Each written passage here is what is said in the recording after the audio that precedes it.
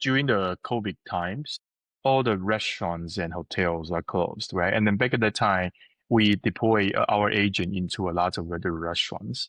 And then, but those systems were still running because, like, although the restaurant closed, but the client still wanted them to be to launch there to actually answering phone calls because they don't want human to answer those phone calls anyway.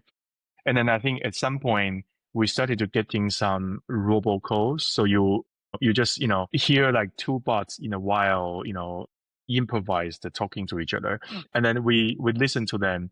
It turns out that it's the Google Duplex system. I don't know whether you know about that product, but that's basically like an outbound agent that so you can actually talk to Google Assistant, and ask the system to help you to make outbound call to make table reservations or hairdresser and whatever like that. They have like some marketing around that.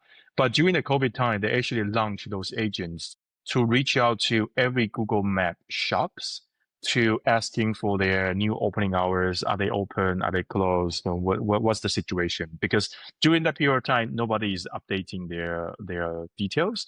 And you remember there was like sometimes the quarantine is like, it's like they started to call the quarantine and they say, oh, we don't have the quarantine anymore, and then come back to it. So there's a lot of mess there.